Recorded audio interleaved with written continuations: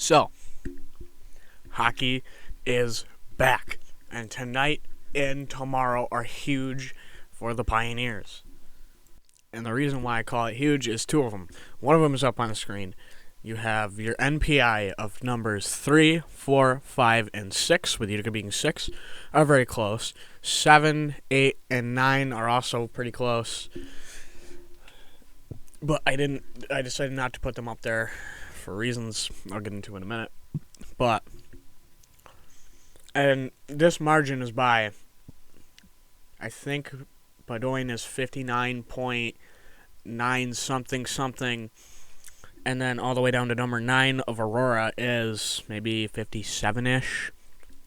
So it's a very thin margin between the 3 and the 9 spot.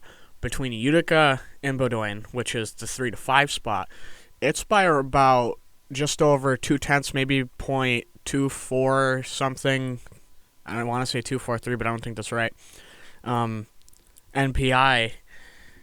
And here's who they have coming up, which can boost and move teams around still and give them points. Bedoin has two very good matchups. They start this weekend against Trinity, and then their last matchup of the regular season will be against Tufts. Trinity is number 29, Tufts number 21. These are all subject to change. The ones after today are subject to change based on movement, who wins, who loses, blah, blah, blah.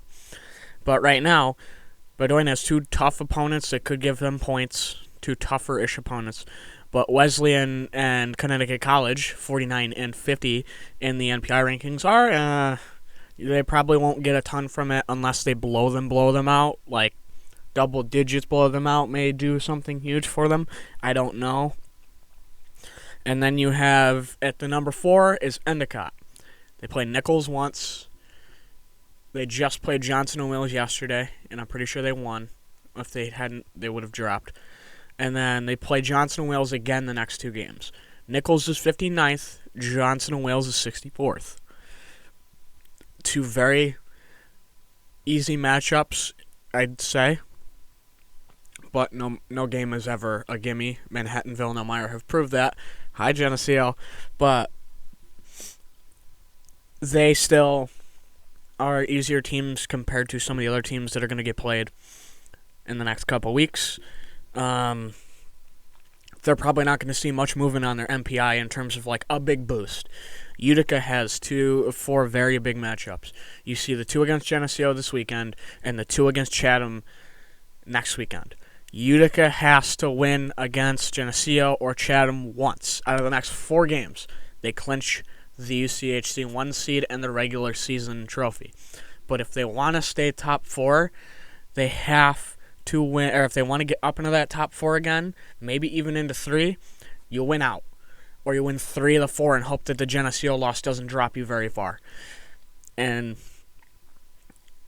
Geneseo is a tough team. We'll get to that in a minute. But that's the big hitter. That's the one that you had circled all year long.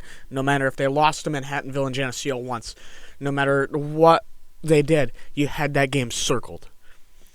Then below them is Adrian. There's a little bit more of a gap as compared to between Bedoin and Utica. They play Trine twice, which could give them a huge boost. Trine is number 20. I think if Adrian goes 2-0 this weekend and Utica goes 1-1, Adrian will jump Utica. At least this weekend. I can say that right now. But the good thing is Chatham later on could, if Utica was split and Adrian jumped them, I think Utica can jump them back if they take 2 against Chatham. UNE is below them. They are not on this list, and neither is Aurora at 9. Salve Regina is at 8. They have played all their MPI games. They are pretty much set in their spot. They have to hope for people above them to lose to move up. UNE plays Wentworth twice. They're number 68. And then they play Nichols, who's number 59. And then Aurora at 9 plays UMass Dubuque, who is 70th twice. They're not going to see much movement. UNE may not see a lot of movement. So, really, the big hitters here are Bedoin has some games that could give them some distance. Utica has some games that could make up that distance and at least get in front of Endicott. Endicott doesn't have very, very tough opponents to finish, and Adrian has in terms of NPI, the second toughest opponent on here compared to Utica playing Geneseo. But moving to Utica's Geneseo game now. You're playing a team that is 24th in goals per game. I have my stats to watch up. They have a lethal power play unit, which is 19th, almost 25% a game, or 25% on the power play. They are 8th in shots a game, averaging 39.2, which you'll see when I mention Utica later. But they are 5-5 in 1-goal games, and their record, they have, I think, a 2-3 record when trailing after 2, which is not on here. That's why I say I think. So if Utica can get up and stay up, I think they have it. I think they can, as long as they get up and hold. I don't know who's in tonight. I'm recording this at 2:15ish, so I don't know the lineup. I don't know if Longhe is back in the lineup. I know he was out for a couple games again. Other than that, I think, you'll see if Longhe does play, you'll see him bump Jagger, McClelland out, and then you'll see pretty much the rest of the same lineup. And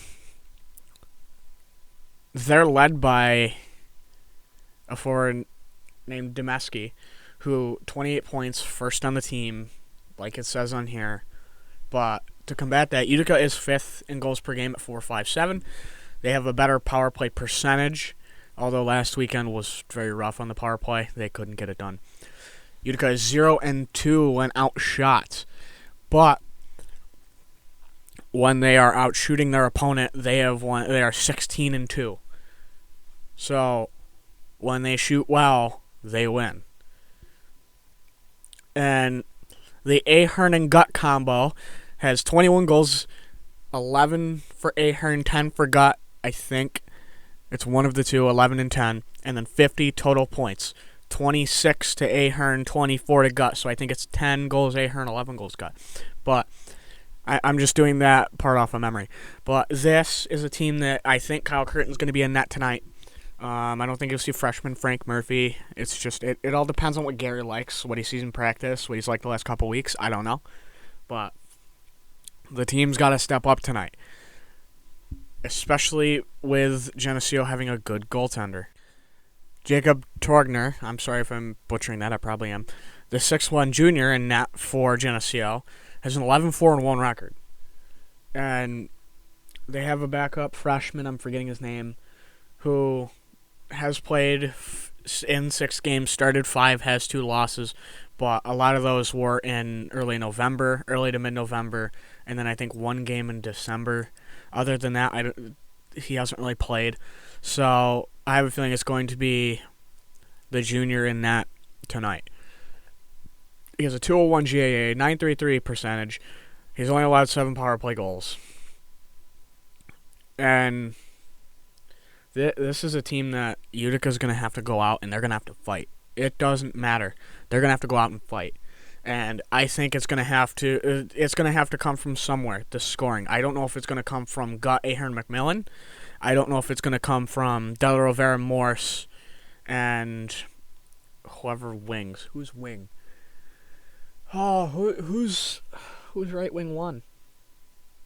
I'm blanking. I'm going to be mad when I figure it out. Or is it going to come from the 4th line of Vitale, either Longhe or McClelland, whoever steps in or whoever is in? Or I don't think Gomez would be there, but he could. He could get play. I don't know. But at least recent lineup changes have shown he hasn't gotten really the shot in the big games. Now with more in. And Kuznetsov. Oh, it's Rogers that's the right wing 1. Sorry, Rogers, left wing, right wing.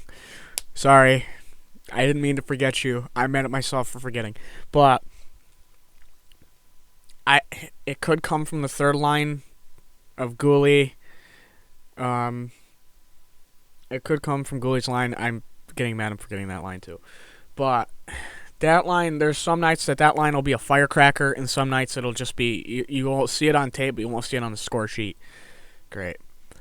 But the lines that I think are most likely to produce fully are going to be the Gut line or the Morse line. I don't know if I see the fourth line producing tonight, but it's possible. And let me bring up for a second. I didn't know that Serrato was doing this well, but Serrato has a couple of records already. At least one. Two.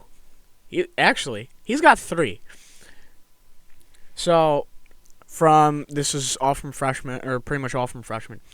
Freshman season assists, he is 7th, tied with Vitale's freshman year and Don Olivieri's freshman year at 15 points, or 15 assists for a freshman. Next is 5th place, which is Husey and Morrissey's freshman years at 17. Defenseman points, number 1 is Don Olivieri with 20. And these are all freshmen until I say the last one, which it isn't. Dalton Carter, 18, number 2. And then Serrato's tied with Ron Mexico, former Pioneer captain Ron Mexico's freshman year, with 17. And right below him is Griffin Barr's freshman year, 2 seasons ago. Most of you probably remember that. Defenseman goals, he is tied at 12th with guys like Bax, Jay Allen, Josh Schmidt, Chad Bazin, Jeff Mahoney, with 2 goals. 3, he jumps another 4 spots. He ties. Defenseman assists, he already defenseman assists, he already leads any Pioneer freshman. He is tied with Don Olivieri. If he gets an assist any of the next 4 games, which I'm sure he will at the pace he's on, he will be the defenseman assist leader of any freshman in Pioneer history up to now. He already leads Pioneer freshmen in power play assists with 6. He jumped Husey's freshman year with 5, and Husey and Morris's freshman years with 5. Actually, I think that's supposed to say Morse had 4. And he leads Pioneer freshmen in blocks, any player. He beat it by 4. Preston Brighton had it tied with Dante by 4. Preston Brighton had it tied with Dante. And now, with him having so he has the block record, he has the power play assist record, and he has the defenseman assist record. He could get defenseman assists or defenseman points with another 3 points. He will tie Don Olivieri. So he already has defenseman assists record, power play assists, blocks. He could get defenseman points. And assists, I don't think he's going to get there because I think the record holder is Ozzy with 30 or 20 or not 20, somewhere around 30-ish. But he could keep climbing. He could get up there with teammates Aiden Hughes and Drake Morris at 17. That's definitely possible. And then he's currently 17th in defenseman assists of any season. Right below Jay Allen, Brian Scoville, Vaden McManus at 16. With 16 at number 14. He is 17th with 15. Standalone. So, Serrato's having a fantastic year by Pioneer standards for a freshman. I didn't even know until I looked at the record books and said, wait, I have to note this. But that D-core should be the same unless there's an injury or something, or Hilfiger or will play. It will probably stay the same if he does not. If he does, I can see either Pro or Baxi getting the bump. One of the two, and the other is the extra. I don't know who's going to get the bump. Or rotate Baxi into forward, pull someone out of forward, but I don't think that's going to happen. Unless, let's say if you wanted to go heavy and Jagger's playing no long, he pulls Jagger, puts Baxi in there just to play a heavier lineup. Maybe. But I don't know. Anyways, anyone going tonight, safe travels. I will be there tonight. I'm going to lose my mind because it's Geneseo. Big game, big implications on the line. And this is Utica to get one step closer. If they win tonight, number 1 seed in the UCHC. Regular season title. Let's go.